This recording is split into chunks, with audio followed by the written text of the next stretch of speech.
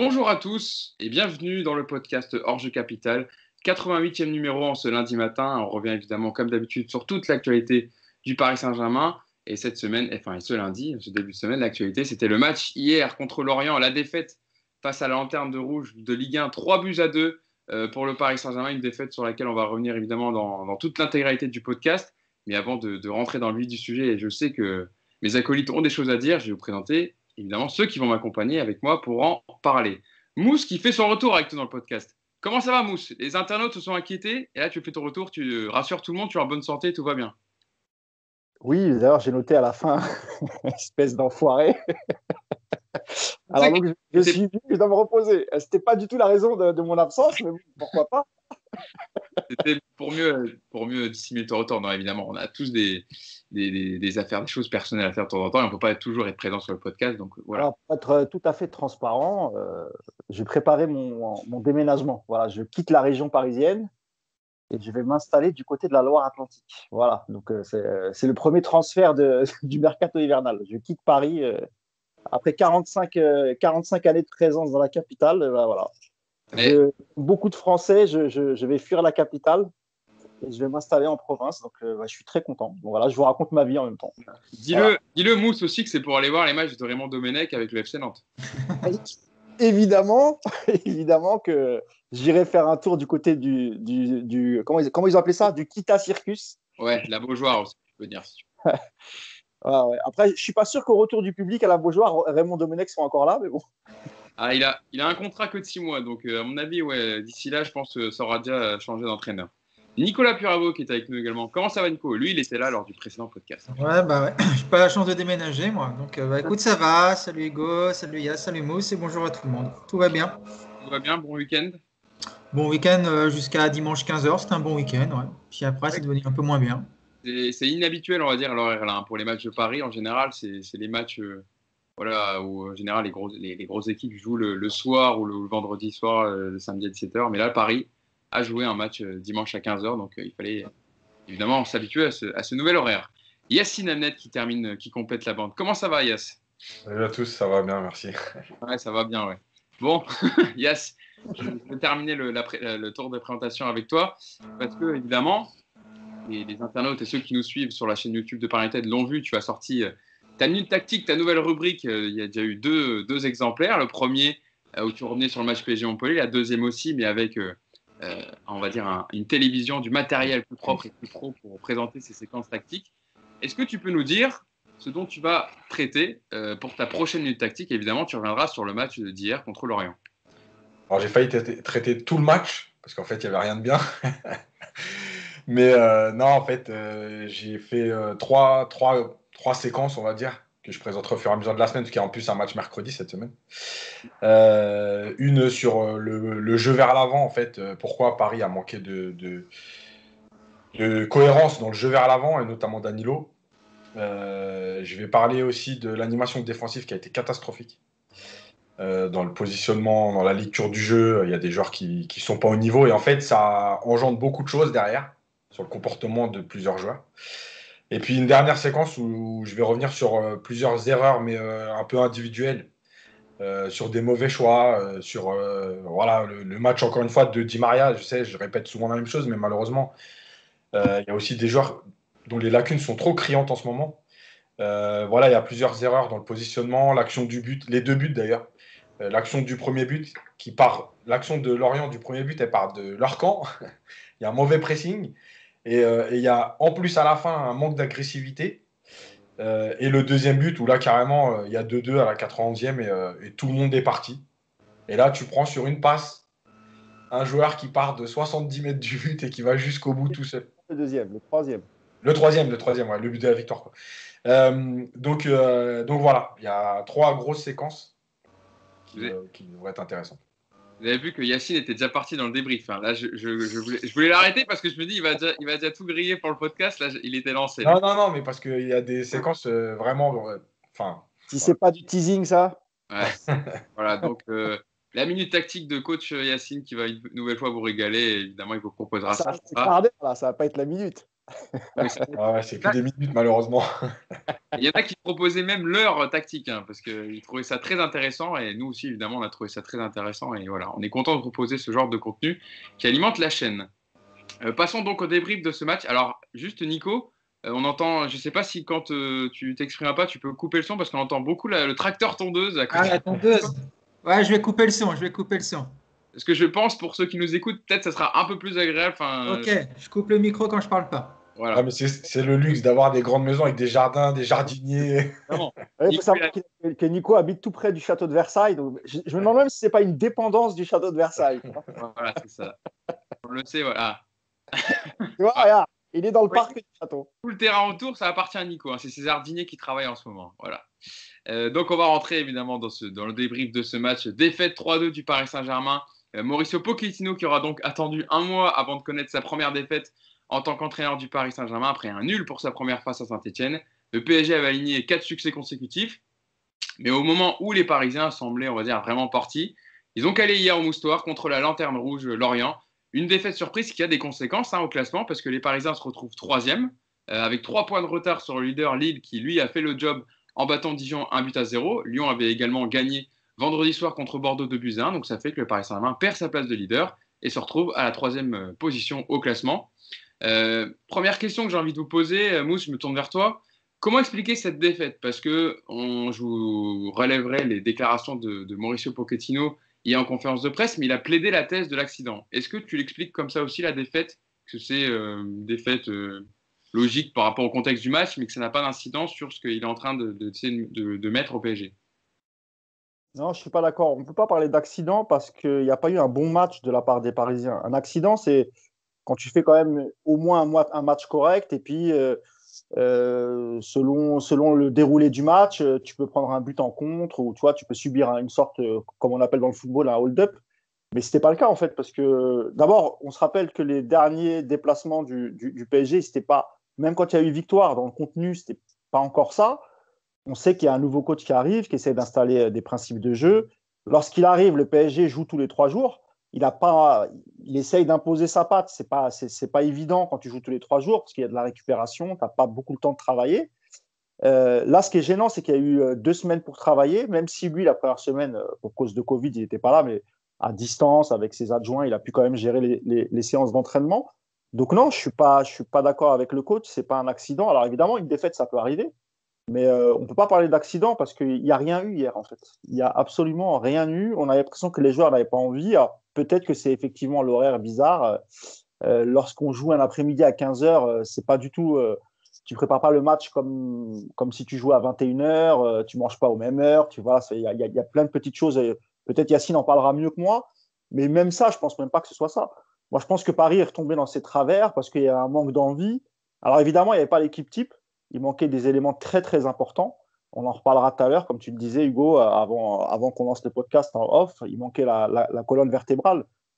Quand tu n'as pas Navas, Marquinhos et Verratti, c'est pas la même équipe. Et d'ailleurs, il faudra un jour qu'on parle de la différence de niveau sur certains postes entre les titulaires et les remplaçants. C'est pas possible, quoi. Il y a un écart abyssal. Quand tu vois la prestation de Danilo hier, et on va encore parler de Kurzawa, et même Florenzi, que moi je soutiens plutôt, que j'aime bien, hier, même sur les replis défensifs, tu as l'impression que le mec n'y arrivait pas. Alors offensivement, il a été complètement absent, alors peut-être aussi parce que le jeu penche toujours plus à gauche qu'à droite, mais il y a tout un tas de choses qui peuvent en tout cas l'expliquer, mais c'est certainement pas juste un accident. Nico, tu peux réactiver ton micro et répondre à cette question. Donc, comment tu le peux Alors, ça y est, tu l'as fâché. Allez, on fait pas de visite, je vous écoute.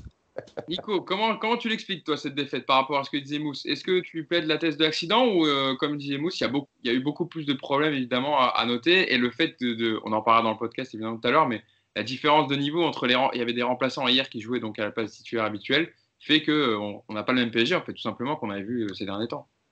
Alors, je suis d'accord sur ce que dit Mousse, sur le fait que, sur plein de choses qu'il a dit, mais alors, pour moi, c'est justement un accident. C'est un accident parce que c'est un match qui ne correspond pas à ce qu'on a vu ces derniers temps. C'est-à-dire que On a commencé à avoir avec Pochettino un axe de travail. On a commencé à avoir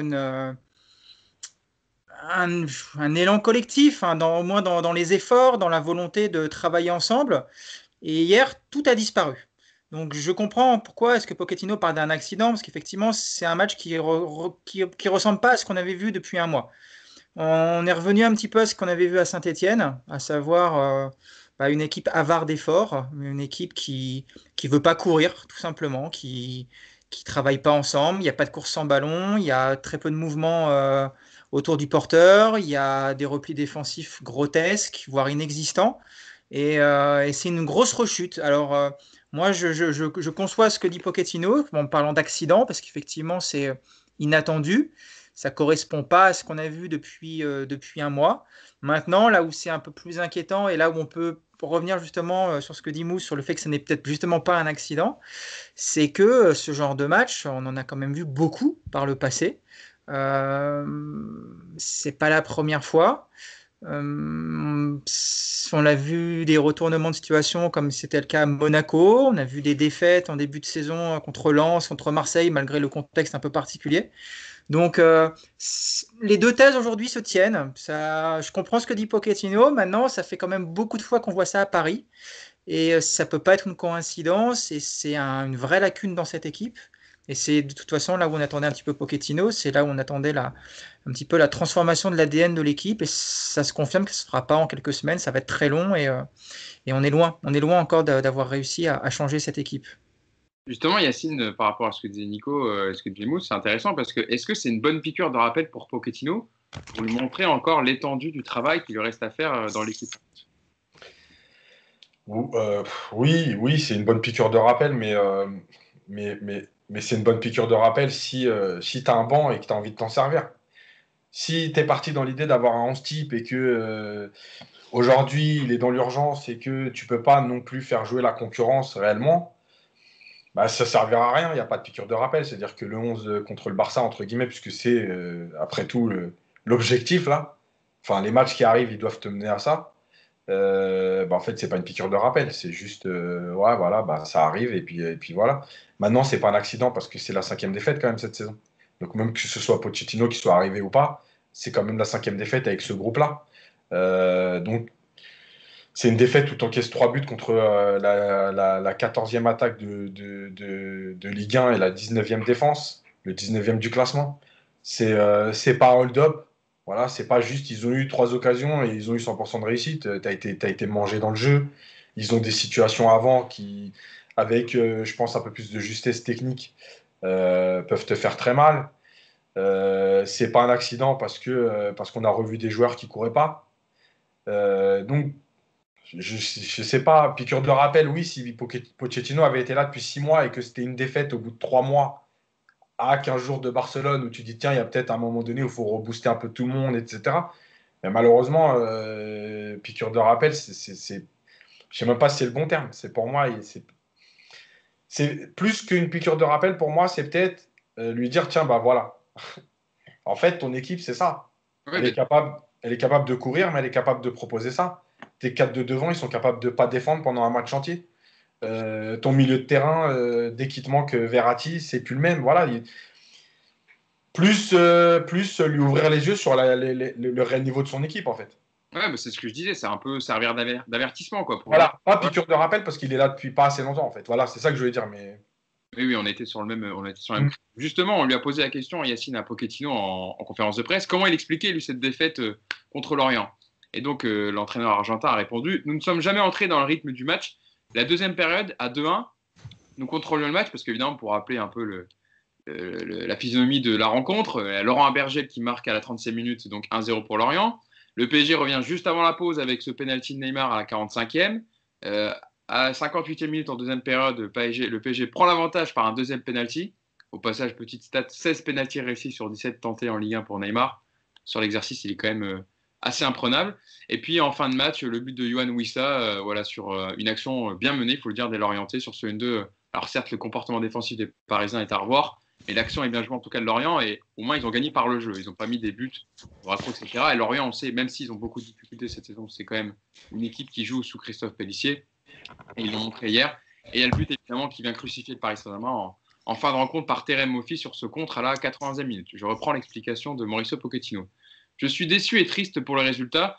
Sur le but du 3-2, il y a eu un problème de coordination. Nous avons essayé de jouer rapide pour marquer, mais il y a eu confusion dans notre organisation défensive. On a donné à Lorient la possibilité de contrer, et quand on lui demande si c'est lié à un problème physique, de système ou à cause des 4 fantastiques ou l'absence de Marco Verratti, Mauricio Pochettino répond « Cela peut être un problème physique, c'est clair que nous sommes en train de travailler dessus. C'est un accident comme cela arrive dans le foot, comme je vous disais. Je reste optimiste pour l'avenir. Nous perdons tous ensemble et je suis le principal responsable. Marco est un joueur important, mais il faut savoir jouer sans certains joueurs. » Et donc, quel était le message aux joueurs après la rencontre en fin de conférence de presse? Pochettino a répondu « Il faut garder les aspects positifs à avancer. Les accidents, ça arrive dans le foot.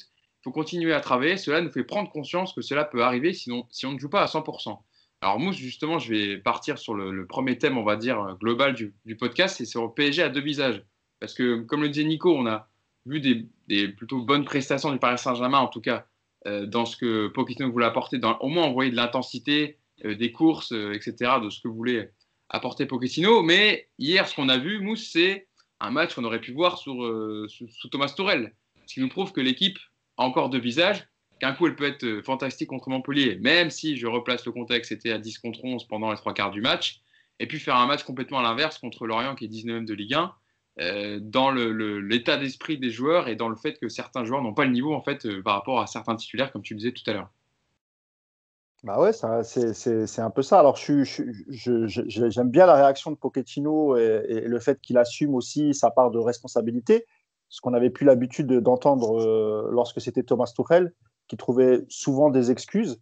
Par exemple, sur ce qu'il dit sur Verratti, c'est bien qu'ils le disent. Évidemment que avec l'effectif que tu as, quand Verratti n'est pas à ta disposition, tu dois quand même essayer de trouver quelque chose. Alors, je pense que additionné au fait qu'il y avait aussi l'absence d'Herrera et qu'il semblerait que Gay ne fasse plus partie de ses plans, c'est peut-être aussi pour ça qu'il a mis Danilo. Sinon, je pense qu'il aurait mis Herrera. Je pense qu'Herrera, dans la hiérarchie, il est devant Danilo aussi.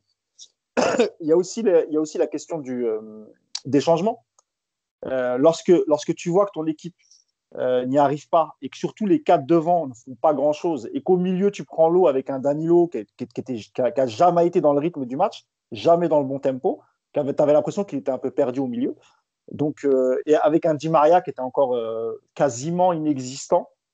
Icardi, je ne vais pas en parler parce que le pauvre, il n'a pas eu beaucoup de ballons à exploiter et le peu qu'il a eu, il a essayé d'en faire quelque chose et en plus, il réussit à obtenir un penalty.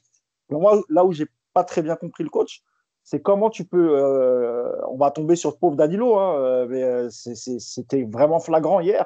Comment en deuxième mi-temps, après 10 minutes, tu sens qu'il est toujours pareil, toujours autant perdu? Comment tu ne fais pas de changement? Et les changements, ils auraient été. Pour moi, ce qui aurait été judicieux, c'est vraiment de sortir Danilo et même comment il s'appelle, Di Maria. Et pourquoi pas repasser à un 4-3-3 avec un milieu à 3. Quand tu vois que Lorient était un bloc bas, il y avait beaucoup de densité dans l'axe, c'était compliqué. Tu n'as pas su exploiter tes côtés, que ce soit avec Kurzawa ou Florenzi. Donc, il y a beaucoup de choses aussi qu'il aurait pu faire, le coach.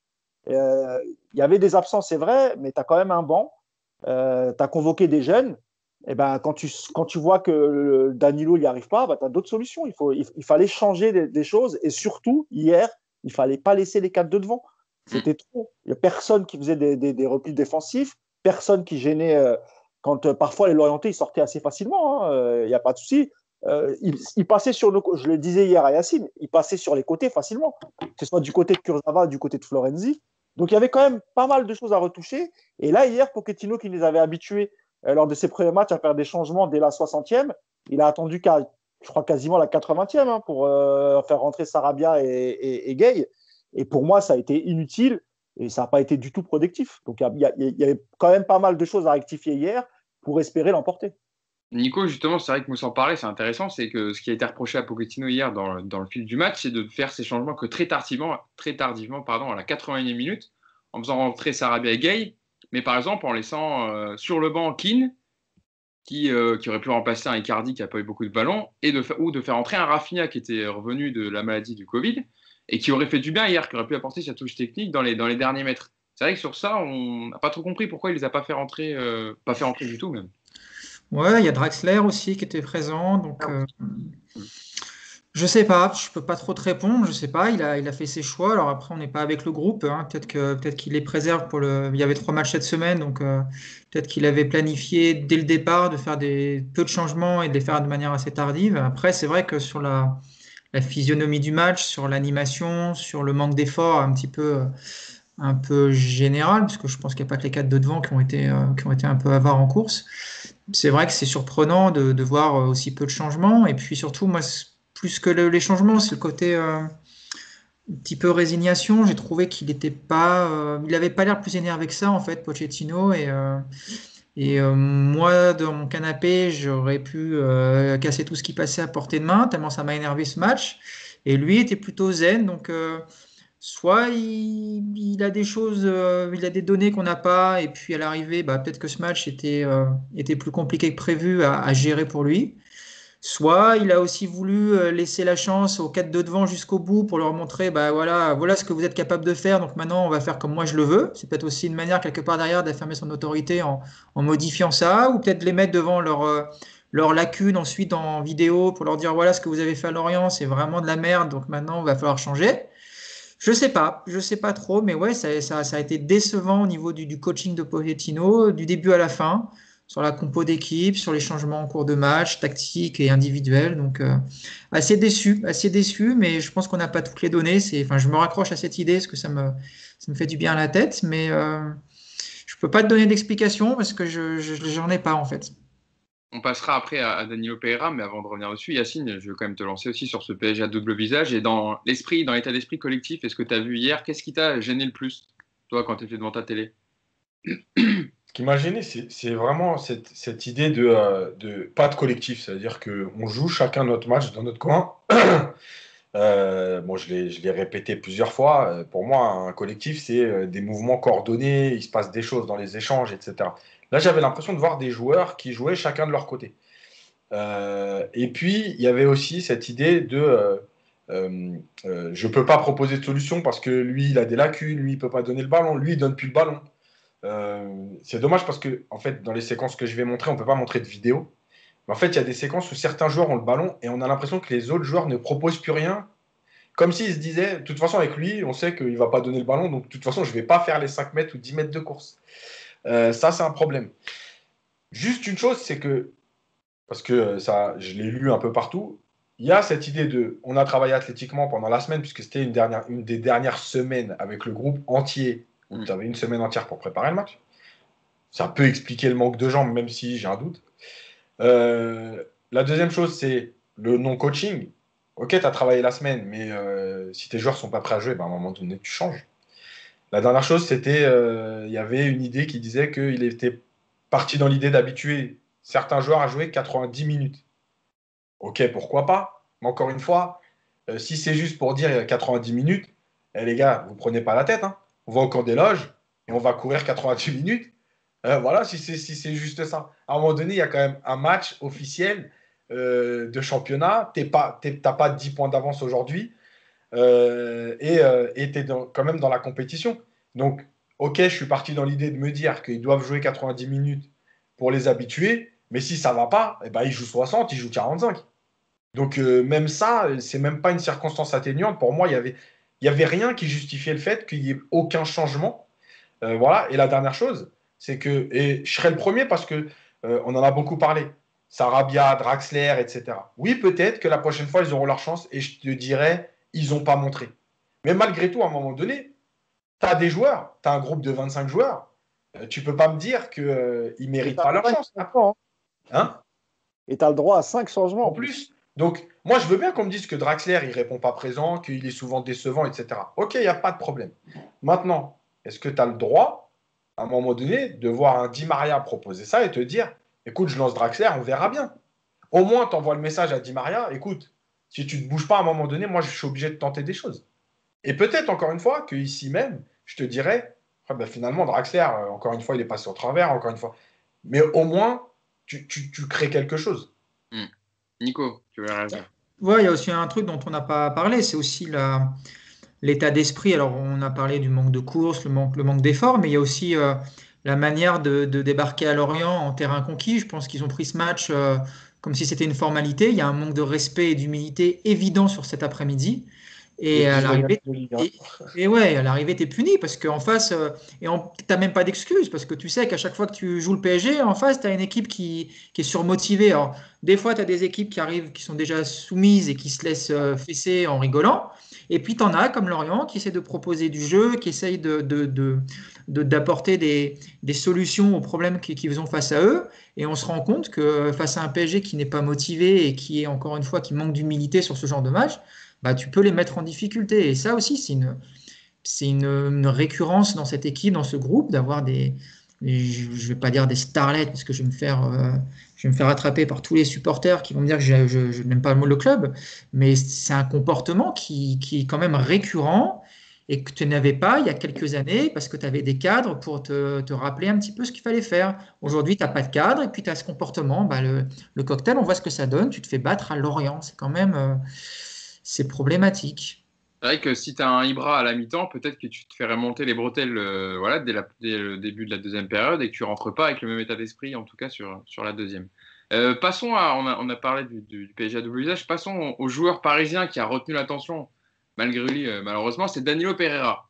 Donc c'était un peu la petite surprise, on va dire, du 11 de départ du PSG, parce que, donc en l'absence de Marco Verratti, on l'a dit, qui était victime de la Covid-19, Pochettino avait titularisé Danilo Pereira dans ce système en 4-2-3, un double pivot avec Paredes à côté de lui, au détriment d'Idrissa Gueye qui aurait pu commencer, mais il faut le noter quand même, il était complètement délaissé depuis l'arrivée du technicien argentin sur le banc. Hein, le Portugais, il avait joué que 16 minutes pour le moment, il avait du coup de quoi montrer qu'il était capable de revenir dans la rotation, mais vu son match d'hier, il a perdu beaucoup de points.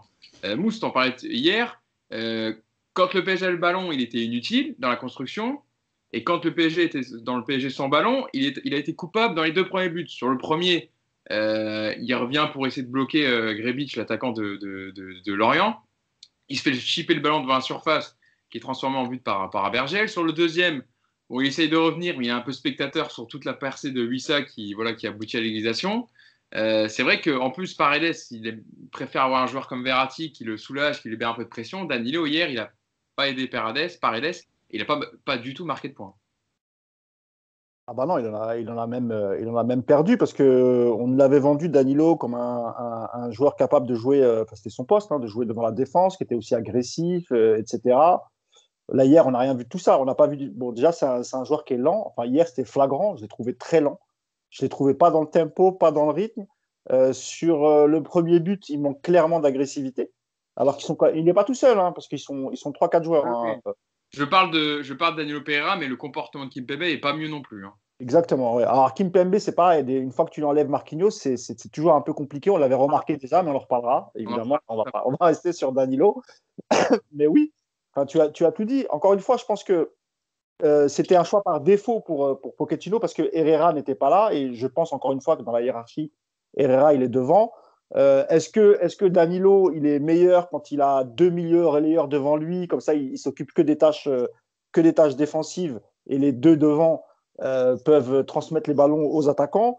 Moi, je pense que oui. Je pense qu'il n'est pas du tout fait pour jouer à deux et surtout pas avec Paredes. Alors, soit tu le mets comme l'avait fait de temps en temps, parce qu'avec Tuchel, il était souvent en défense centrale, mais sinon avec deux autres milieux un peu plus travailleurs, avec un peu plus de course, avec des profils un peu plus défensifs, mais le mettre dans un double pivot avec Paredes qui est bon dans la transmission de balles, dans le jeu vers l'avant, mais qui n'est pas forcément le meilleur pour récupérer des ballons. Et à côté, tu as Danilo, on l'a vu hier, il l'a bien expliqué dans son papier Yacine, très peu de passes vers l'avant, il perd des ballons, il était lent. Je ne suis pas sûr qu'on revoie l'ami Danilo dans les prochains matchs avec Pochettino. Une fois que tu récupères Verratti et que Herrera va revenir, moi, je ne comprends pas. Gueye, on peut critiquer Gueye sur son jeu, etc.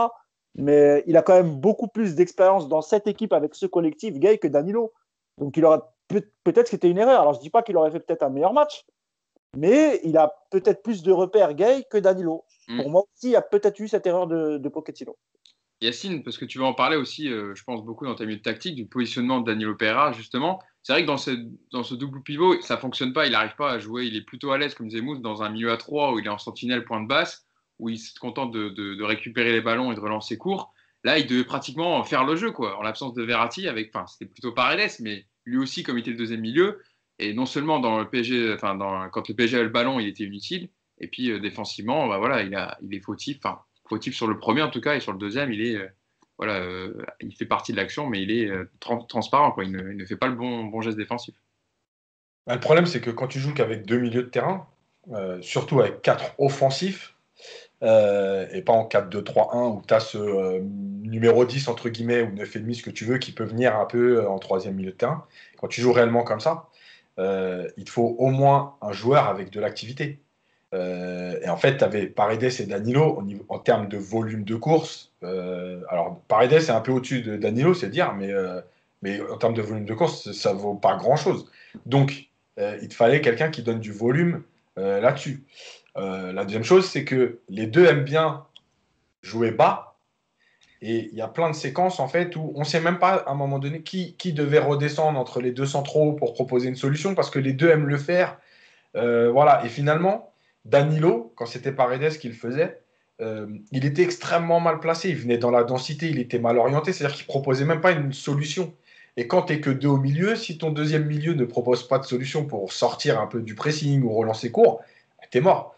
Après, le papier que j'avais écrit quand il est arrivé, j'avais pas voulu être trop dur parce qu'il venait d'arriver, mais j'avais parlé de ça, j'avais parlé de son volume de cours, j'avais dit, on nous répète qu'on veut un joueur d'impact avec de la taille. Finalement, oui, il a le profil. Par contre, c'est un joueur qui est très limité. Il faut regarder ce qu'il fait avec le Portugal et ce qu'il faisait avec Porto, tu l'as très bien dit. C'est un joueur qui défend, voilà, qui est placé dans un milieu à 3 et ensuite qui joue très court à côté de lui. Pour dire, en équipe du Portugal, c'est William Carvalho qui est à côté de lui et qui est censé presque organiser le jeu. Alors quand on connaît les qualités de William Carvalho, ça ne rassure pas. Donc, il est souvent, bon, des fois tu as Joao Moutinho qui fait le job, ou alors Bruno. Ça dépend des équipes, mais dans les gros matchs, quoi. Ouais. Donc voilà, donc il a fait en fait ce qu'il sait faire. C'est-à-dire qu'il est extrêmement limité et qu'il peut jouer que dans un système. Et pour moi, la vraie erreur, elle est que, quoi qu'il arrive, que PSG soit bon ou mauvais, le PSG a en général le ballon. En fait, il ne correspond pas du tout à une équipe qui a le ballon. Voilà, c'est aussi simple que ça. Tu te prives d'un joueur, en fait, tu joues déjà avec le ballon, tu es déjà à 10. Quand tu sais que tu as tes deux centraux qui ne sont pas non plus exceptionnels dans la relance quand c'est Kerrer et Kimpembe, bah déjà, pour jouer, il te reste 7 joueurs. Donc ça devient compliqué. Une question, est-ce qu'il n'aurait pas fallu faire une Tuchel hier et peut-être le faire jouer avec Kimpembe en défense centrale et lancer Rafinha titulaire aux côtés de Paredes? C'était peut-être la solution hier. Parce que Kerrer aussi, enfin on va en reparler, mais... Oui, ça peut être une solution, mais c'est encore une fois, c'est du bricolage. Donc le problème, moi, la vraie question de ce que tu viens de dire, pour moi, l'énigme, c'est Rafinha. Pourquoi Rafinha n'a pas joué, alors le Covid et tout, pourquoi il n'est même pas rentré? S'il n'est pas capable de jouer 20 minutes, pourquoi on l'a emmené? Il valait mieux qu'il reste au camp des loges, travailler, athlétiquement, musculairement, tout ce que tu veux. Si tu l'emmènes, c'est qu'il peut jouer. S'il n'est même pas capable de jouer 20 minutes, c'est très étrange, quoi. Nico, c'est vrai que ce double pivot n'a pas du tout fonctionné, parce que Paredes et Dani, on l'a vu hier, ne sont pas complémentaires. Ils aiment jouer sur un tempo lent, et les Lorientais qui en sont quand même plutôt rentrés dedans, on va dire, dans les 25 premières minutes quand ils sont marqués, et puis en fin de match, dans l'intensité, ils n'ont pas su répondre présent. Mais c'est vrai que pour compléter, je pense que tu peux élargir avec Paredes, c'est que Paredes n'est pas le même joueur sans Verratti, en fait. Il a besoin d'un milieu qui libère des espaces, qui le soulage aussi de la pression du porteur du terrain. Verratti peut s'adapter à n'importe quel milieu, pas Paredes. Il a surtout, Paredes, besoin d'un joueur à côté de lui avec qui il peut faire des échanges. Et on le voit avec Verratti, ils arrivent à se libérer du marquage sur 2 passes, sur du redoublement, sur 3-4 pas en avant pour pouvoir se trouver dans un espace. À partir du moment où tu ne peux pas combiner avec le joueur qui est à côté de toi, bon, bah déjà, tu limites effectivement tes circuits de relance. Donc, après, pour défendre un tout petit peu Danilo, parce que je vous trouve... et moi, le premier, on a été très dur avec lui. C'est que déjà, effectivement, et Yacine le dit très bien, c'est un joueur qui est tactiquement très limité.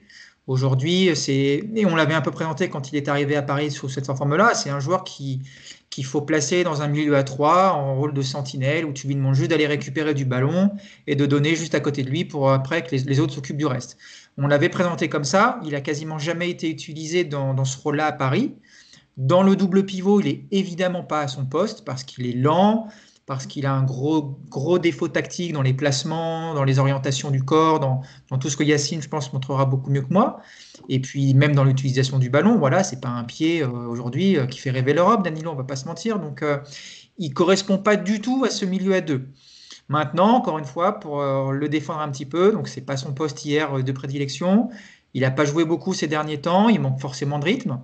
Il y a aussi, je pense, un problème de confiance parce que depuis qu'il est arrivé à Paris, il a quand même déjà connu pas mal de trucs bizarres. Hein. Il s'est retrouvé défenseur du jour au lendemain.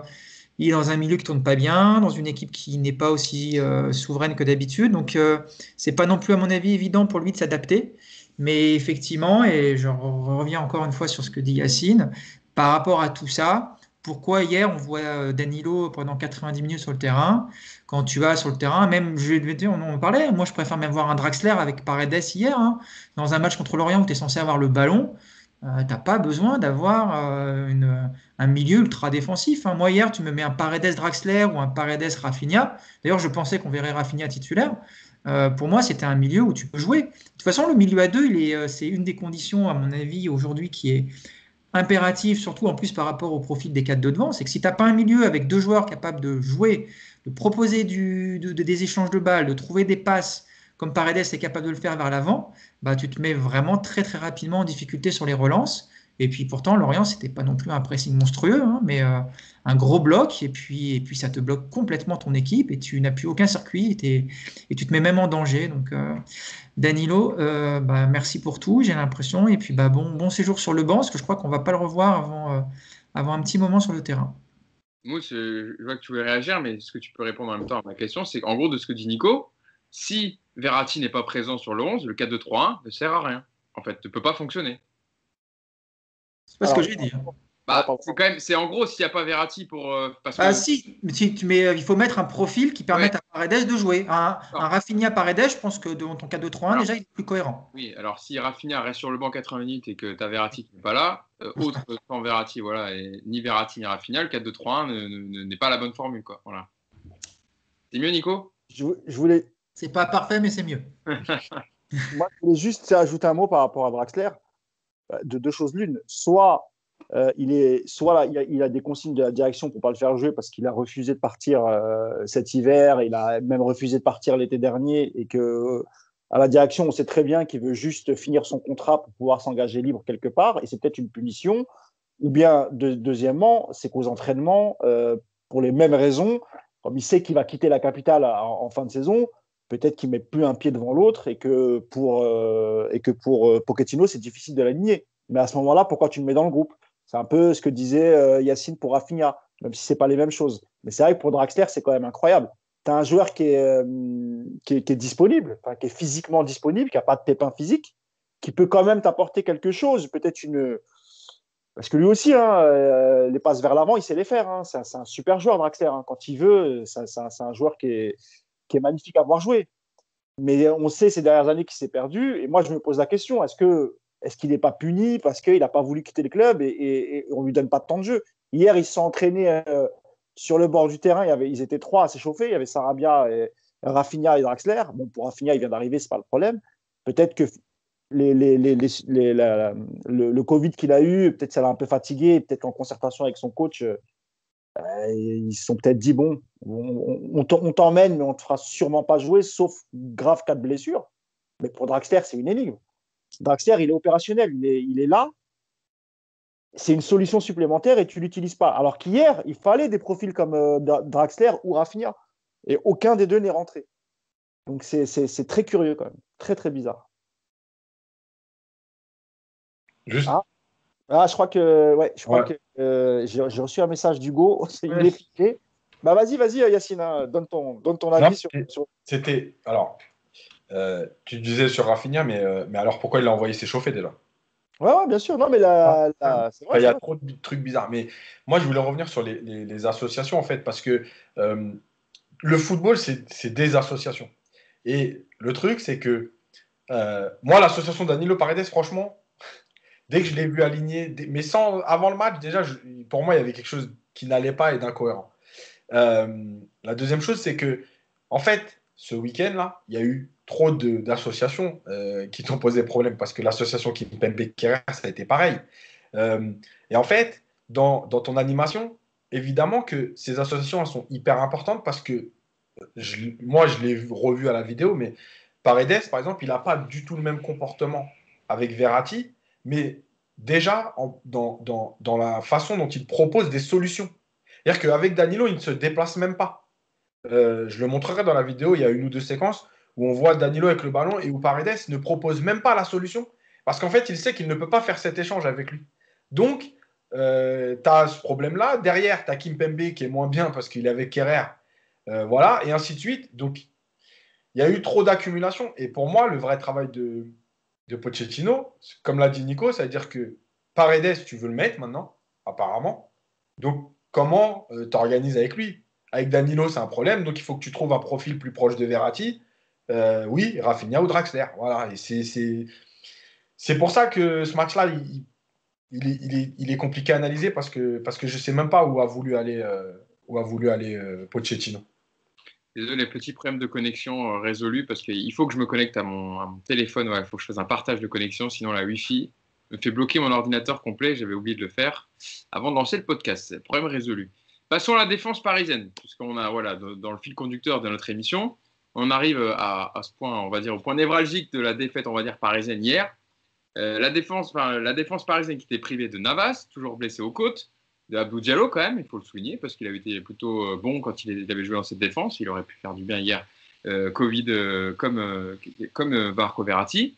Marquinhos souffre des adducteurs.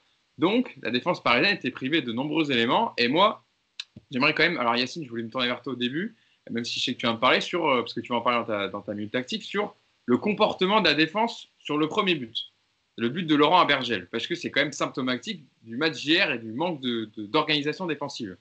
On a un ballon, on va dire, gratté au début par Danilo Pereira, mais il ne met pas le pied pour repousser le ballon. Kimpembe, pareil, après, il veut essayer de la ramener avec la semelle, mais finalement, en fait, le plus prompt et ceux qui croient le plus, c'est l'orienté Laurent Abergel, et il met cette frappe sous la barre, mais on sent que hier, enfin, je ne vais même pas parler de Thilo Kehrer, c'est pas été le plus catastrophique, mais il en fait partie, évidemment, comme d'habitude. Mais aucun n'a aidé à rassurer cette défense, et le fait aussi de ne pas avoir peut-être Keylor Navas, on en parlera après sur les deux autres buts parisiens, mais n'a pas rassuré cette défense en tout cas. Alors oui, évidemment que l'absence de Navas, on l'a souvent dit, ça rassure, donc ça te permet d'être un peu plus serein. Mais en fait, il y a plein de choses dans cette action. Il y a déjà le positionnement de la ligne défensive. Sur le début de l'action, Lorient repart de son camp. Et en fait, il y a un semblant de pressing entre Di Maria, Florenzi, Paredes. Ils sont dépassés. Et en fait, la ligne défensive, déjà, elle est très, très basse. Donc, tu ne permets pas à ton bloc d'être compact pour empêcher Lorient de trouver la profondeur. Après, il y a une passe sur le côté. Kerrer n'avance pas sur le joueur. Donc, il a tout le temps de centrer. Et c'est une séquence que je vais montrer à la vidéo. Donc, on va venir à la fin. Quand Danilo récupère le ballon, en fait, déjà, il tergiverse un peu. On ne sait pas, il ne veut pas le dégager. On ne sait pas trop ce qu'il veut faire. Il le perd une deuxième fois. Et là, en fait, tu as 4 joueurs autour de Delorienté. Tu as même 5 joueurs, parce qu'on peut ramener Kurzawa. Tu as 5 joueurs autour de Delorienté. Et personne n'y va vraiment. Ils sont un peu sur les talons. Ils regardent l'action. Genre, lui, il y va. Bah, lui, il y va. J'y vais pas. Moi, lui, il y va. Il va y aller. Lui, il apprend. Tout le monde se fait des politesses. Personne n'y va vraiment. Il n'y a pas un patron qui vient te mettre, désolé, mais un coup de savate là-dedans et dégager le ballon et puis c'est fini. C'est pas mon football, mais encore une fois, de temps en temps, ça fait du bien. Et donc, le ballon, il finit sur un Lorientais. Alors après, il tacle, il la met dans la lucarne. C'est quand ça s'enchaîne mal, ça s'enchaîne mal jusqu'au bout. Mais en fait, le problème, c'est l'attitude. Et cette attitude, elle vient de l'absence de Marquinhos déjà. Parce que dans plein de situations, Kimpembe, il ne fait pas des interventions tranchantes comme il fait d'habitude. Parce qu'il est toujours entre deux. Il est toujours entre j'y vais pas. Je reste aligné avec ma défense. Kerrer, il est toujours décroché parce que lui, il a peur. Donc, il remet les joueurs en jeu. Donc, finalement, Kimpembe, est-ce qu'il s'aligne avec Kerrer? Et en fait, tout ce dysfonctionnement, il joue sur toute ton animation défensive. parce que tu ne défends jamais en avançant, parce que tu as peur d'y aller parce que tu n'es pas couvert, etc., etc. À l'arrivée, alors, on dira un mot aussi des latéraux, parce que tes latéraux ont été catastrophiques dimanche. Ça fait que là aussi, tu ne peux pas être couvert. Et donc, à l'arrivée, ça donne une défense individuellement qui n'est pas au niveau.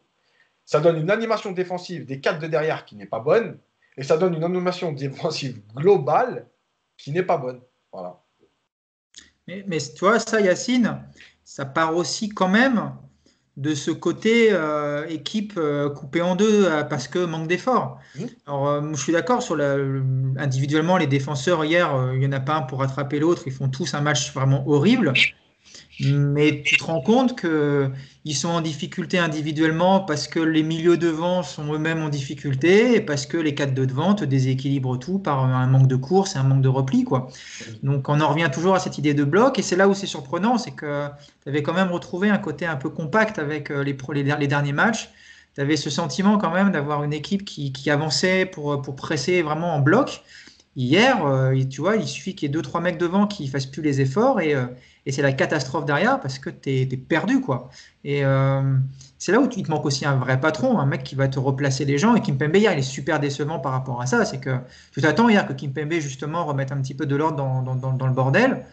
Et en fait, bah, il est comme les autres, il est noyé. Il est noyé. Puis le troisième but, il reflète vraiment ça, quoi. Savoir que tout le monde est un peu livré tout le monde est livré à soi-même. Personne, comme tu disais au début, Yacine, ils sont chacun dans leur bulle, ils font chacun leur match en essayant à peu près de gérer leur truc. Mais à aucun moment, tu sens un comportement qui va être dicté par le mec à côté de toi, le mec devant ou ceux qui sont devant. Voilà, c'est des petites bulles où chacun fait son truc. Et en plus, manque de bol, ils le font pas bien. Donc ça donne ça. Bon, désolé, hein, mon ordinateur est capricieux aujourd'hui, je sais pas ce qu'il a, ça fait 2 fois qu'il se déconnecte. Je vous cache pas que j'étais un peu énervé là quand que ça a coupé. Heureusement qu'on n'a pas entendu mes mots, mais c'est pas grave. J'ai entendu parler du troisième but. Mousse sur la défense parisienne qui a été trop fébrile hier. C'est vrai que dans le comportement de certains, on parlait tout à l'heure du match de presque, on a parlé de Danilo Pereira, on parle en surface de Thilo Kehrer qui n'a pas été très bon, mais c'est vrai que Presnel Kimpembe, voilà, qui est quand même le patron de la défense parisienne avec Marquinhos. Tu le disais tout à l'heure, sans Marquinhos, c'est pas la même, mais là, hier, il a été très fébrile.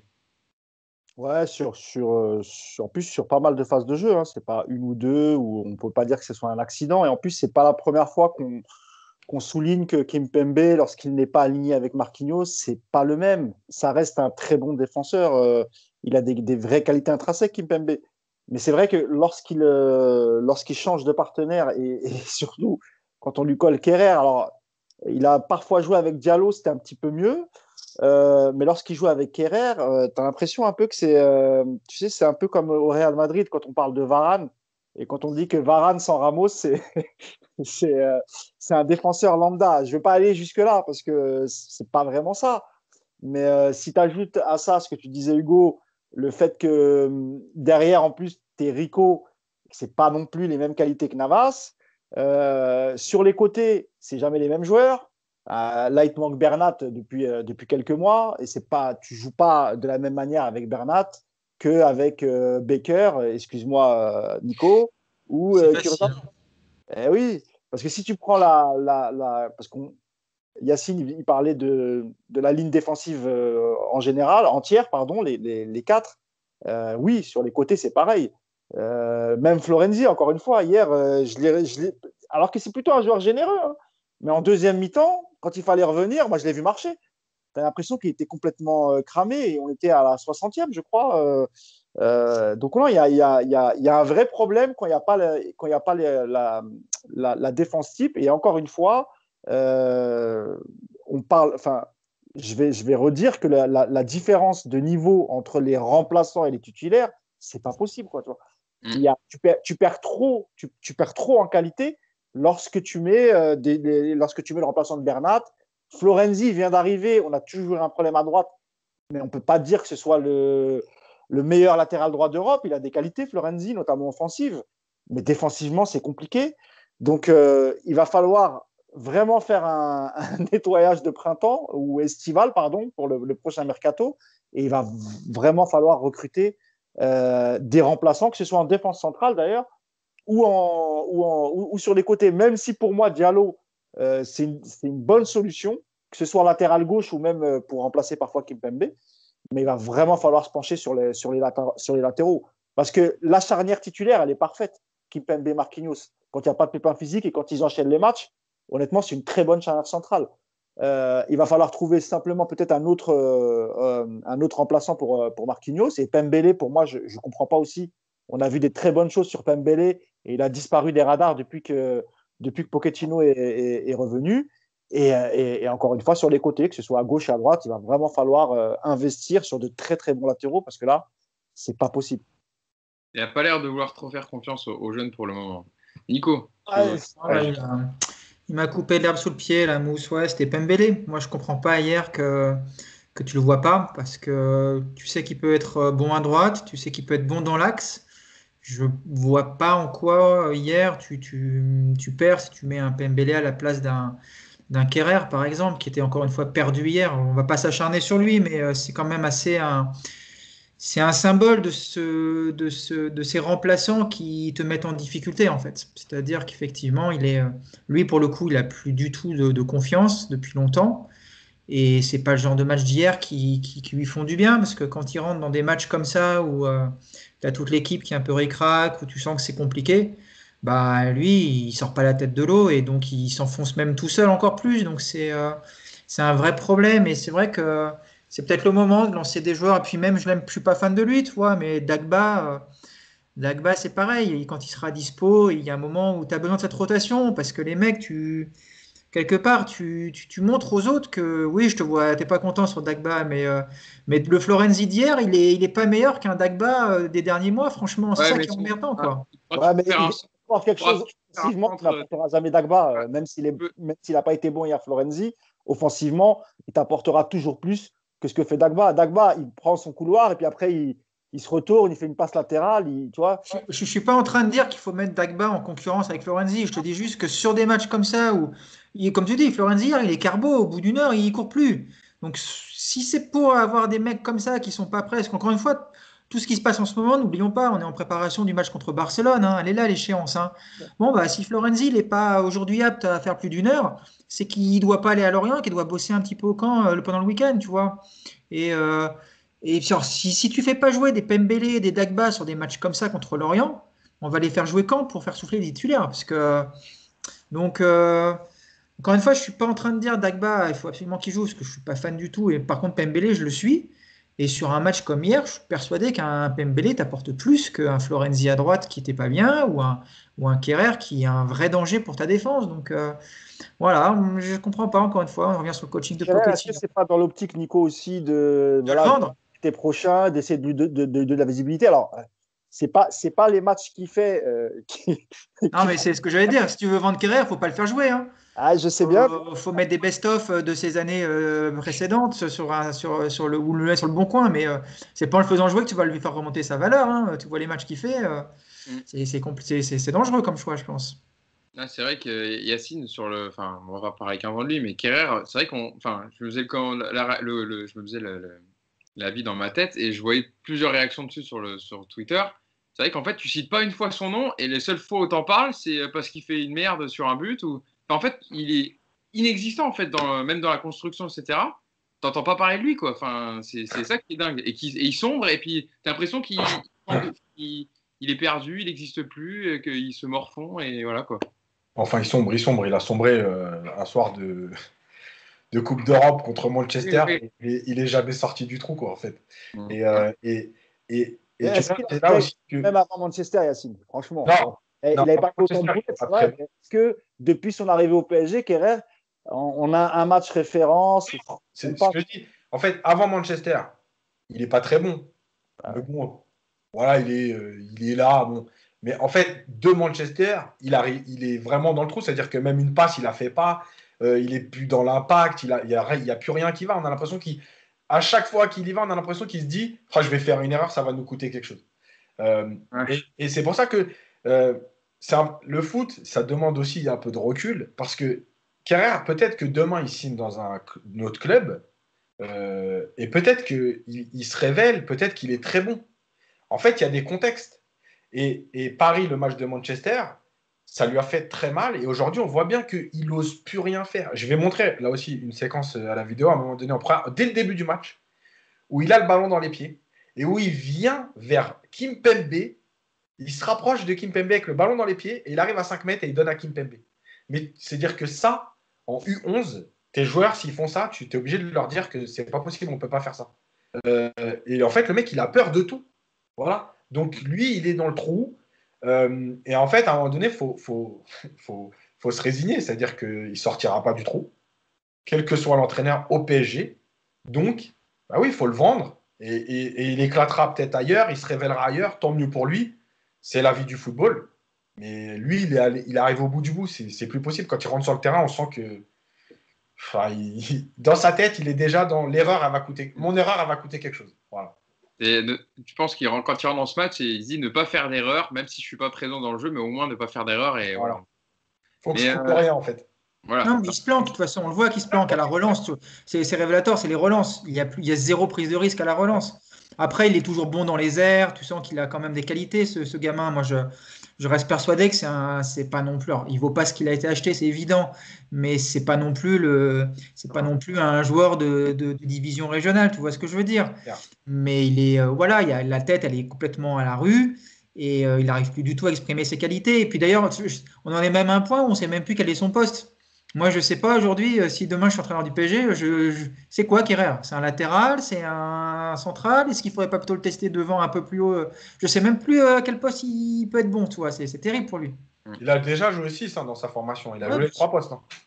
Non, mais quand il est au PSG, on nous le vend comme ça, comme un joueur polyvalent qui peut jouer latéral droit, qui peut jouer devant la défense et qui peut jouer en défense centrale. Moi, Kimmich, quoi. On nous le vend comme Kimmich, quoi. ouais, très, très light. Hein. Mais moi, je suis persuadé qu'il partira l'été prochain, pardon. Le problème, c'est que. On aurait bien voulu l'été dernier, mais. Ouais, tu vois, c'est un lapsus révélateur. Mais avec toute cette crise, qu'elle soit sanitaire, économique, qui est liée au club de foot, tu ne peux pas en espérer grand-chose en termes de vente. Ça finira avec un prêt avec option d'achat parce que les clubs n'auront pas les moyens cet été de débourser des sommes pour. Parce qu'aujourd'hui, ça vaut combien, Kerrer? 15, 20 millions, mais. C'est le grand maximum, je suis gentil, hein. Mais qui va mettre 15-20 millions sur Kerrer? À part le prêter avec une option d'achat, ou bien faire comme font les Allemands, des prêts de 2 ans payants avec une petite somme d'argent au bout. Et ça va concerner beaucoup de joueurs. Encore une fois, tous ces joueurs qui n'ont pas le niveau des titulaires, ça va bouger cet été. Non, mais peut-être que Tuchel aura envie de faire un bon geste envers le PSG, non? Non, mais alors déjà, il faut savoir que Tuchel, en fait, quand Kerrer vient, c'est vraiment une question de connivence avec les agents. Bien sûr. Il n'a pas le niveau, même à cette époque-là, il n'a pas le niveau pour intégrer le Paris Saint-Germain. Et sans révéler trop de choses, le rôle de Tuchel, il est très, très trouble dans l'arrivée de Kerrer. Et voilà, c'est une chose que je ne peux pas trop raconter, mais c'est très, très bizarre, très trouble. Et les 40 millions, ça rappelle un peu les 40 millions de Pastore. Voilà, je vais m'arrêter là, mais voilà, il y a quelque chose. Même si pour moi, Pastore les valait parce que c'est un joueur extraordinaire, je vais sans doute me faire insulter par tous ceux qui ne l'aiment pas. Mais moi, j'adore Pastore et j'aurais mis même 200 millions sur lui, c'est pas un problème. Ou les 30 de Krikoviak, mais bon, après, on ne va pas tous les faire parce que sinon, on va faire un podcast entier. Surtout, on va avoir des problèmes, c'est surtout ça. Bon, pour terminer sur l'aspect défensif du Paris Saint-Germain, hier, on en a parlé un peu aussi, mais c'est vrai que Sergio Rico, moi, c'est pas au-delà des buts parce que bon, sur le premier, il peut pas grand-chose. Bon, sur le deuxième, il la relâche et après il vient le mettre ou c'est non, il plonge avant le tir voilà, en fait. Voilà. C'est ça pour ça que j'ai été induit en erreur. Il plonge avant le tir, donc il est déjà par terre et ensuite il a plus qu'à la mettre au fond. Mais je sais pas si vous vous souvenez, à un moment en première période, il y a une passe vers l'arrière vers Rico et il fait un mauvais contrôle. Et elle passe au-dessus de son pied et s'il y a le but derrière, en fait c'est but quoi, parce qu'elle va en corner. Et enfin bref. C'est pour ça qu'on apprend aux joueurs à faire une passe en retrait au gardien, pas dans le cadre du but. Parce que si le gardien il se déchire, au moins elle va en corner. Ah, heureusement que là, il n'y avait pas le but derrière, parce que sinon, c'est un but gag, quoi.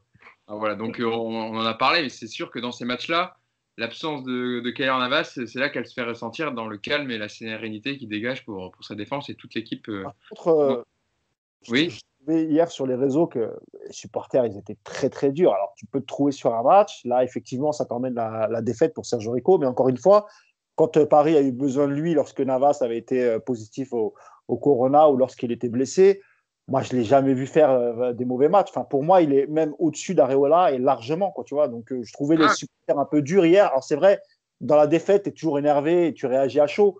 Mais de là à pourrir Rico hier parce que voilà, toute l'équipe a été mauvaise et la défense devant lui ne l'a pas aidé, j'ai trouvé les supporters un peu durs avec Rico parce qu'encore une fois, il a fait des matchs où il nous avait sorti quelques arrêts. Je ne les ai plus en tête, mais je n'ai pas le souvenir d'un Rico très, très mauvais avant le match d'hier. Voilà. Oui, non, surtout, c'est un numéro 2. Bah oui, évidemment. Non, mais à un moment donné, si tu veux un numéro 1 sur le banc, tu prends tous les clubs, il n'y a pas beaucoup de clubs qui ont un numéro 1 sur le banc. Donc c'est juste un numéro 2 et il peut passer au travers. Ça fait 2 mois qu'il n'a pas joué. Bah oui, il peut passer. Enfin, ça arrive. Et encore une fois, sur les 3 buts, c'est plus comme l'a dit Hugo, sur la confiance un peu que tu génères, plus que sur les buts. Sur les buts, oui, il ne peut pas grand-chose. Hein. Et demandez à Jürgen Klopp s'il est content d'avoir Adrian en deuxième gardien. Vous allez voir ce qu'il va vous dire. Vu le nombre de et de boulettes qu'il a fait, il en a même été à prendre le 3e gardien. Maintenant, il est 3e gardien, Adrian. Hein. C'est le 3e, le jeune qui est passé, j'ai perdu son nom, mais qui est passé dans la hiérarchie. Vous en avez parlé de l'animation offensive quand ça a coupé devant. Il n'y a pas grand-chose à dire. On t'attendait. Pardon ? On t'attendait, Hugo. Ah, vous m'attendiez. Bon, alors on va en parler un peu. Voilà, on a fini, on a tout dit. Non, mais ça va pas être très long. On va faire un mot très court dessus. Mais évidemment, bon, on n'a pas vu grand-chose hier, voire pas du tout. Ils ont eu du mal à se trouver, les 4 de devant. Les 4 fantastiques, le thème qu'on avait fait dessus après le match contre Montpellier. Il ne faut plus les appeler les 4 fantastiques. Il faut arrêter avec ça. Ah, mais c'est pourquoi, Mousse, je s'appelle comme ça, parce que c'est un langage journaliste qui me permet de parler des 4 en même temps. Voilà, c'est la même de leur dire à chaque fois. Icardi, Neymar, Mbappé, Di Maria. Voilà.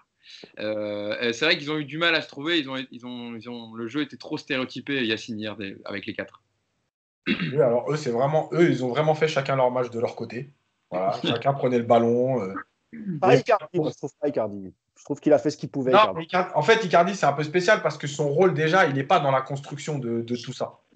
Mais j'en parlais avec quelqu'un. Il est tributaire des 3 autres, quoi. Ouais. Et je disais, franchement, Icardi, encore une fois, hein, c'est toujours pareil. C'est-à-dire que son profil, il est atypique, il est spécial et tout. Une fois que tu le mets, tu dois, malgré tout, t'adapter. C'est-à-dire que si tu demandes à Icardi de faire du Cavani, c'est pas la peine. Si tu demandes à Icardi de faire du Lautaro Martinez, c'est pas la peine. Enfin, bref. Donc, franchement, Icardi, honnêtement, il est quand même très zen parce que moi, je vous le dis franchement, si je faisais autant d'appels pour jamais être servi, non, mais je préfère être honnête, dans le vestiaire, ça se passerait mal. Parce que c'est pas possible. Tu as le droit de faire des appels pour libérer des espaces, il se passe quelque chose dans ton dos et tout. Mais quand on te calcule jamais, que tu es la solution, qu'on te donne jamais le ballon, et que toi, tu continues à faire des appels parce que le penalty, c'est lui qui va se le chercher tout seul. C'est même pas une passe vers lui, c'est un ballon qui traîne et lui, il passe devant le défenseur. Ouais. Voilà. Mais franchement, chapeau, parce que continuer à faire des appels, parce qu'il a failli mettre une belle tête sur le centre de Neymar. Ouais. Continuer à faire des appels et ne pas s'énerver alors que les autres ne calculent pas, franchement, c'est fort. En dehors de ça, bah oui, les 3 autres, ils ont fait leur match dans leur coin, ils ont fait leur truc dans leur coin. On a retrouvé le Mbappé qui demande le ballon dans les pieds et qui joue arrêté. Voilà, et encore une fois, Neymar, il n'a pas été bon. Mais encore une fois, bah, tout part de lui, quoi. Quand il se passe quelque chose, c'est lui. Donc, ouais, tu as envie de lui dire lâche ton ballon, tu as envie de lui mettre des claques des fois. Mais en même temps, tu sais que malgré tout, il n'y a que lui, quoi. Bah oui, c'est lui qui te met les 2 pénaux, quoi. Et c'est lui qui te les met, il les tire tellement bien que. Dans les actions parisiennes, c'est lui. Voilà, c'est lui. Hein. Nico, dans les actions parisiennes, le peu d'actions qu'il y a eu, en tout cas, c'est à l'initiative de Neymar, quoi. Bah oui, de toute façon, quand tu regardes les stats, alors Icardi, bon, il a toujours des stats un petit peu bizarres parce qu'effectivement, il n'est pas là pour être dans la construction. Mais quand tu regardes Mbappé et Di Maria qui sont sur le papier, les mecs qui sont un petit peu aussi censés t'apporter des choses, un peu de folie. Moi, hier, je me suis amusé à regarder les stats des deux et c'est juste pas possible. Mbappé, il perd 21 ballons sur les 51 qu'il touche. Je sais pas si tu te rends compte déjà de la stat. Encore plus inquiétant, ce que j'ai mis hier, 12 duels, il en a perdu 11. Qu'est-ce que tu veux après espérer de la construction de son côté-là? Donc avec autant de déchets, c'est pas possible. Et Di Maria, c'est à peu près pareil. C'est un joueur dont on nous loue la qualité technique, la qualité de passe. Hier, il n'est même pas à 65% de passes réussies. Donc tu peux pas attendre de ces mecs-là de la construction et un petit grain de folie parce que individuellement, ils sont pas dedans et ils ont un déchet qui est beaucoup trop important. Donc, on s'en remet comme d'habitude au seul Neymar. Et puis, il y a le Neymar qui, des fois, a envie de faire jouer les autres en ayant mis un peu le feu avant. Et puis, comme hier, il y a le Neymar qui lâche pas son ballon et qui veut aller tout seul. La fin de match, elle est assez grotesque de Neymar. Il essaie de dribbler tout seul en partant de ses 25 mètres. Il y a 2 pertes de balles ultra dangereuses. Enfin, voilà, c'est un peu le Neymar qui, on a aussi ras-le-bol, je pense, des mecs autour de lui et de leurs déchets ou alors le Neymar qui n'est pas franchement motivé et qui n'est pas franchement concerné. Donc, ouais, l'animation offensive hier, de toute façon, comme l'a dit Yass, il n'y a pas grand-chose à dire parce qu'il n'y en a pas eu d'animation offensive. Donc, Ouais, Mousse, je te laisserai le mot à la fin dessus, mais c'est vrai que le but, le dernier but, l'orienté en contre, c'est un peu symptomatique de ce qui n'a pas marché dans l'animation offensive. C'est que Neymar, au lieu de le jouer, de le mettre enfin, de mettre le ballon dans la surface, il veut le jouer rapidement. Mais Mbappé n'est peut-être pas prêt. Enfin, en tout cas, le ballon part et peut-être qu'il est pas encore. Enfin, il sait peut-être pas que Neymar va lui faire. Et au final, il perd la balle et puis ensuite, ça part en contre et voilà, Paris perd 3-2. Voilà, ça n'a pas marché hier. Ça n'a pas marché. Alors, sur l'action que tu viens de décrire, pour moi, on a discuté tous les trois hier avec Nico et Yacine.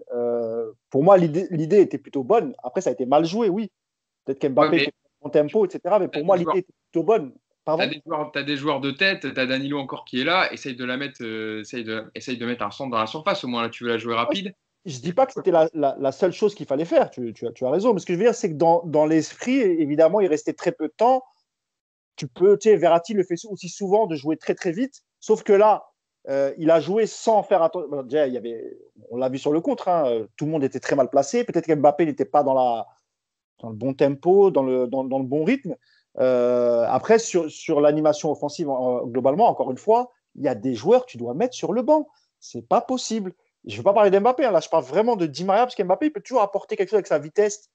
Lorsqu'il décide de jouer et de jouer plus dans la profondeur, il est dangereux, Mbappé. Mais quelqu'un comme Di Maria, qui est en fin de contrat, qui touche un salaire énorme, et dont on se pose la question s'il va prolonger ou pas. Moi, on avait sorti un papier il y a quelques mois. Je sais que Leonardo se pose la question de savoir est-ce que c'est pertinent de prolonger un joueur de cet âge-là qui ne t'apporte plus autant qu'il y a 3-4 saisons, qui sur le terrain, voilà, beaucoup de pertes de balles, c'est des pertes de balles parfois aussi qui sont dangereuses.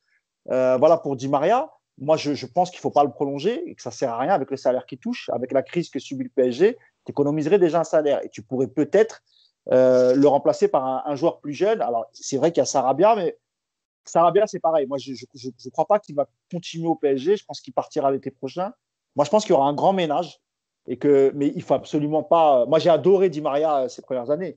Mais là, il faut arrêter. Quant à Mbappé, on parlait d'un problème physique, ce qui était vrai, mais on ne peut pas occulter aussi le problème mental. Il y a autre chose.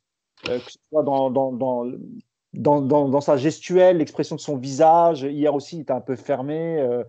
Il y a quelque chose qui ne va pas. Alors, on parle souvent de sa prolongation ou de la situation de son contrat. Évidemment que ça doit jouer dans sa tête. Évidemment qu'il doit se poser un tas de questions. Et je pense aussi qu'il est conscient qu'avec cette crise qu'il y a autour du football, qui est liée à la crise sanitaire, il sait que ça va être compliqué pour lui aussi de trouver un club qui va pouvoir lui donner ce qu'il veut en termes de salaire, qui va pouvoir aussi payer le transfert. Et je pense qu'il n'est pas bien. Et tant qu'il ne réglera pas ça, je pense qu'on verra Mbappé toujours préoccupé. Et évidemment, ça va se ressentir sur son jeu. Mm. Quant à Neymar, vous l'avez bien dit, il est énervant, il est agaçant, mais c'est l'impact player de l'attaque parisienne. Enfin, sans lui, tu n'as vraiment plus rien. Ça aurait été le plus dangereux, celui qui propose, celui qui crée. Donc si en plus, il n'est pas dans un bon jour, c'est très compliqué.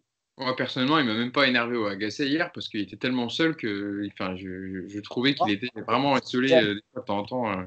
Il y a des matchs plus énervés. Parfois, il veut absolument dribbler 2-3 joueurs et ça engendre des pertes de balles qui sont dangereuses. C'est ce côté-là. Mais quand ça passe, effectivement, ça peut créer le danger très très vite dans la surface adverse. Donc oui. Justement, terminons ce podcast avec une déclaration de Neymar. C'était à nos confrères de TF1 hier dans l'émission 7 à 8 où Neymar est revenu un peu sur le fil de sa carrière, comment il est passé des favelas au statut de star du football. Et il a notamment dit à propos du Paris Saint-Germain qu'il a confirmé son envie de rester au club. Il a dit « Je veux rester au Paris Saint-Germain et j'espère que Mbappé aussi ». Yacine, c'est vrai que est-ce que par cette déclaration, bon, on va pas faire un quart d'heure dessus, mais au moins on apprend par ces déclarations que Neymar veut rester au PSG et prolonger. je vais être dur là, alors. Ah, Yacine, on parle plus du 11 qu'il a fait la semaine dernière, du 11, Non, t'inquiète pas. Du 11 historique du PSG. Hein. Non, mais je vais être dur. On est au mois de janvier. On s'attendait à quoi qu'ils disent c'est un club de merde, je me barre au mois de juin, quoi qu'il arrive, je veux plus entendre parler de ce club. La deuxième chose, c'est que aujourd'hui, lui, comme Mbappé, ils sont tout à fait conscients des limites économiques qui existent dans plein de clubs. Et donc, dire aujourd'hui, je vais partir, c'est se tirer une balle dans le pied. Il est en négociation pour prolonger. S'il veut gagner autant, aujourd'hui, avec les blessures, avec son passé, avec son parcours, avec plein de choses, mais il n'y a pas de club qui vont lui proposer ce salaire-là. Donc, il sait très bien qu'il n'aura pas ça ailleurs. Il n'y a pas non plus des ouvertures partout. Parce qu'on se rend compte que de plus en plus, les coachs cherchent plus des joueurs de club, entre guillemets, que des superstars. Et donc, bah oui, il se met bien, il répond bien. Moi, franchement, sa déclaration, comme je l'ai dit plusieurs fois sur plein de joueurs, moi, je m'en fous que vous aimiez le PSG, je m'en fous que vous soyez heureux à Paris. Quand vous jouez, donnez le maximum. Quand il faudra partir, salut, merci. Mais voilà, enfin, je suis un peu rien à foutre de ce qu'il a dit, quoi. Non, mais la fin de la déclaration est la fin de Yacine mythique. On a un peu rien à foutre. Bah ouais. En roue libre, Yass. On est sur un podcast professionnel quand même. Tenons notre. Non, mais c'est vrai, oui, mais là, parce que là, ces déclarations-là, regarde, on peut prendre l'exemple de Payet. Payet a répété 50 millions de fois qu'il était amoureux de l'OM. Mais regardez ses matchs, regardez son attitude. Il est revenu le plus gros transfert de l'OM, il a le plus gros salaire et regardez ce qu'il fait. Donc, moi, les déclarations des joueurs, et puis des joueurs, on en a connu. Hein. Signe à l'Inter, j'aime l'Inter, il est au PSG. Hein? C'est le plus gros tout court. Donc voilà, les mecs, ils changent de club, ils se retrouvent des photos avec des maillots, ils étaient toujours amoureux de ce club. Bon, on va pas faire 15 ans dessus. Hein, mais, moi, je pensais. Non, mais c'est le choix, peut-être Mousse ou Nico qui me répondent. Le choix du média. C'est pas un média sportif, c'est pas l'équipe, etc. C'est 7 à 8, c'est une émission de reportage magazine qui parle au plus grand nombre, on va dire. Peut-être que le choix du média était important aussi dans cette prise de parole. Voilà, c'est plus Oui, ça. parce que, en fait, moi, je pense qu'il y a deux choses dans cette interview. Il y a le fait de redorer un peu le blason de Neymar avec tous les fantasmes qu'il y a autour de sa vie privée, le fait que, d'ailleurs, ils en ont parlé, tu vois, le fait qu'il soit un fêtard. En fait, je pense que c'est ça. Si le PSG a accepté de le faire parler dans 7 à 8, d'abord, c'est un média qui n'est pas du tout sportif. Ce genre d'interview en fin d'émission, il y en a tous les week-ends et c'est souvent comme j'allais dire, enfin, des interviews très, très policées, très. Complaisant. Voilà. Encore une fois, il a une mauvaise image, Neymar, en France. Il a une très, très mauvaise image. Et il n'y a pas de suspense sur le fait qu'il va prolonger. Ça, c'est sûr et certain qu'il prolongera. Là-dessus, il n'y a plus de suspense. Maintenant, je pense que il y a encore des détails à régler. Mais là-dessus, je pense que tout le monde est d'accord pour dire qu'il restera au PSG. Parce que, comme l'a rappelé Yacine, il y a peu de clubs qui peuvent se l'offrir. Je ne suis pas sûr qu'il ait une augmentation de salaire, par contre, parce qu'il gagne déjà très, très bien sa vie et que le PSG ne peut pas, sauf s'il faut encore faire des économies, comme je parlais tout à l'heure, faire partir des gros salaires comme dit Maria. Mais voilà, c'est juste pour redorer son blason, lui redonner une bonne image. Tu vois, il a parlé de son enfance, des favelas, ça a dû toucher des gens en se disant bah, finalement, c'est un bon gamin. C'est juste que voilà, il a connu le star system très jeune. Et c'est peut-être ça aussi qui l'a rendu comme ça. Et c'est aussi une façon aussi d'embellir un peu l'image du PSG, parce qu'on sait que l'image du PSG sous QSI, elle est écornée, parce que c'est le Qatar, c'est les pétrodollars, c'est l'argent, c'est le luxe, etc. C'est tout ce que les Français moyens n'aiment pas. C'est pas dans notre culture chez nous, l'argent, le luxe, tout ça. Et donc c'est pour ça que le PSG a dû accepter. Et encore une fois, c'est pareil pour Mbappé. Mbappé, pourquoi il fait la gueule, pourquoi il n'est pas content et pourquoi ça se rejoint dans son jeu? Parce qu'il n'est pas maître de son destin aujourd'hui. Sans le coronavirus, ça c'est le roi du pétrole, Mbappé. Là, il a tous les gros clubs à ses pieds, il n'a plus qu'à choisir la destination. Moi, je vous le dis, je pense qu'Mbappé, c'est pas qu'il n'aime pas le PSG. Je pense qu'il aime le club, il n'y a pas de souci là-dessus. Mais c'est une question aussi de compétitivité. C'est une question de je veux jouer d'autres matchs, je veux affronter des équipes qui sont meilleures que ce que je vois en Ligue 1. je veux aller dans un championnat où chaque week-end, je vais rencontrer une équipe où ça va jouer, pas forcément, ils ne vont pas se mettre à 10 derrière, par exemple comme en Angleterre ou en Espagne. Et moi, je pense que c'est ça qu'il a besoin. Il a besoin de challenger Mbappé et qu'en France, il n'y arrive plus parce qu'il n'y a pas d'intérêt, en fait. Le championnat de France, il est ce qu'il est, mais lui, il voit les autres joueurs en Angleterre, il voit les derbies. Et je pense que c'est ça. Il veut se challenger et il sait qu'en Ligue 1, il a fait le tour, il n'a plus rien à prouver, quoi. C'est l'exposition, en fait. Oui. Moi, je pense que c'est ça. Si, par exemple, tu l'envoies à Liverpool, tu imagines tous les super matchs qu'il va jouer en Première Ligue. Tu vas rencontrer Manchester United, Arsenal, City, etc., etc. Un week-end sur 2, on va parler de toi dans le monde entier. La Ligue 1, ce n'est pas le cas. Est-ce que vous imaginez qu'en Asie, même ailleurs en Europe, on a parlé du match Lorient-PSG? Qui va en parler de ce match? Mais personne, à part souligner le fait que le PSG a perdu. Or, si tu joues en Première Ligue, mais l'exposition, elle est autre. Ça n'a plus rien à voir, en fait. Oui, mais forcément. Voilà, dans l'esprit d'Mbappé, c'est plutôt ça. C'est un nouveau challenge. Voilà. C'est le plus gros championnat du monde avec la plus grosse exposition, avec les meilleurs contrats, avec les plus gros montants de droits télé. Donc forcément que. Est-ce que je peux comprendre ça, on peut c'est normal un joueur. Voilà. Tu as raison, Hugo. Moi, j'en veux pas à Mbappé de vouloir un challenge beaucoup plus intéressant. Qui peut lui en vouloir? Il a fait 3 ans, 4 presque au PSG, plus une saison pratiquement entière à Monaco. Qui peut lui en vouloir d'essayer d'aller trouver mieux ailleurs? En termes de championnat, je ne parle pas de club. Hein. Oui. Voilà, c'est tout à fait normal pour moi. Nico, c'est vrai que voilà, on peut comprendre que Mbappé a envie de découvrir un autre championnat, de se frotter à d'autres adversaires et de voir un autre championnat, tout simplement. Ouais, on peut. On peut comprendre, ouais. Non, mais oui, après, déjà entre Neymar et Mbappé, là, il y a une différence assez importante, c'est que Mbappé va avoir des courtisans, Neymar n'en a pas. Déjà, parce que non pas que Neymar soit moins fort que Mbappé, bien au contraire, mais Neymar, pour plein de raisons, il est intouchable aujourd'hui. Le seul club qui pouvait faire croire aux gens qu'ils allaient le récupérer, c'était le Barça. Depuis cette semaine et tout ce qui tombe en ce moment sur leurs dettes et toutes les caisses du Barça, on sait que le Barça sera incapable de le faire venir. Donc Neymar, ouais. Aussi le contrat de Messi qui est apparu dans la presse madrilène. Hein. Ouais, et aussi le contrat de Messi. Millions d'euros avec une prime de fidélité de 77 millions d'euros qui lui aurait été versée. Enfin voilà, c'est la presse madrilène qui a sorti ça, mais ça a fait l'effet d'une bombe en Espagne. 67 millions de fidélité. Nous, on est fidèles à Paris United et Mousse nous a proposé 67 euros. Donc c'est déjà bien, mais bon. 77 centimes.